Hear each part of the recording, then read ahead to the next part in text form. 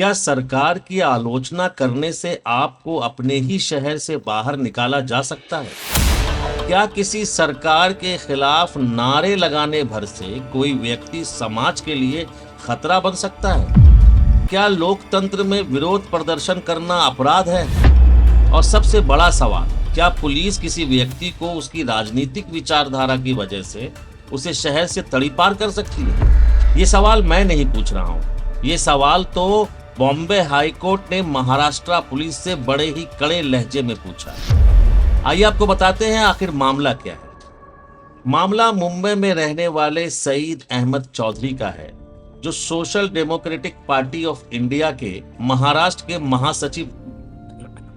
दिसंबर 2025 में मुंबई पुलिस ने महाराष्ट्र पुलिस अधिनियम 56 की धारा के तहत उन्हें मुंबई और आसपास के कई जिलों से तड़ीपार करने का आदेश जारी किया था। पुलिस का कहना है कि सन 2019 से 2024 के बीच सईद चौधरी के खिलाफ कई एफआईआर दर्ज कराए गए थे। पुलिस के अनुसार ये मामले ऐसे प्रदर्शनों और रैलियों से जुड़े थे जिनमें कानून व्यवस्था प्रभावित होने की आशंका थी। सईद अंसारी के वकील ने कोर्ट में दलील दी कि जिस एफआईआर का जिक्र मुंबई पुलिस कर रही है वो भारतीय दंड संहिता की तत्कालीन धारा 188 से जुड़े हुए हैं, जिसमें छोटी मोटी सजा का प्रावधान है। लेकिन इस आधार पर किसी व्यक्ति को समाज का दुश्मन, समाज के लिए खतरनाक साबित करके उसे तड़ीपार करने का आदेश देते हैं, ये कहां तक उचित है? सईद अंसारी के वकील ने कोर्ट में यह भी दलील दी कि महाराष्ट्र पुलिस अधिनियम 56 की धारा का इस्तेमाल उस व्यक्ति के खिलाफ किया जाना चाहिए जिससे समाज को खतरा है या किसी व्यक्ति की जान और माल को खतरा है। ऐसे व्यक्ति के खिलाफ धारा 56 का इस्तेमाल नहीं किया जा सकता जो शांतिपूर्वक सिर्फ सरकार का विरोध कर रहा है या आंदोलन कर रहा है।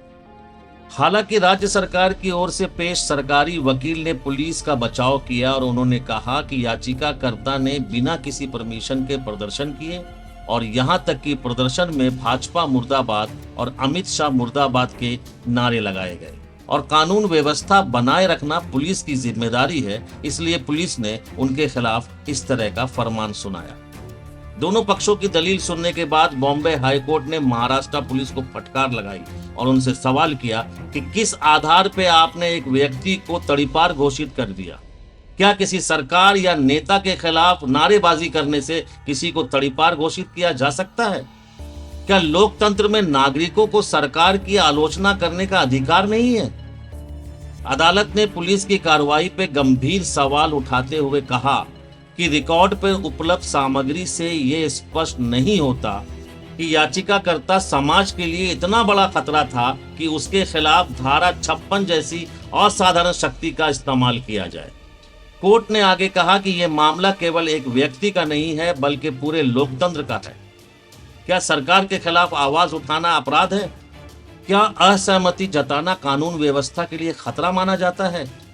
या फिर लोकतंत्र की असली ताकत यही है कि नागरिक बिना डर के सत्ता से सवाल पूछ सके? इन सवालों का जवाब अदालत के अंतिम फैसलों से और स्पष्ट होगा। लेकिन फिलहाल बॉम्बे हाई कोर्ट की टिप्पणियों से अभिव्यक्तियों की स्वतंत्रता और पुलिस की शक्तियों पर एक महत्वपूर्ण बहस जरूर छेड़ दिया है। बॉम्बे हाई कोर्ट का यह फैसला आपको कैसा लगा? कमेंट करके जरूर बताइएगा और अपने हक के लिए आवाज जरूर उठाइए। धन्यवाद।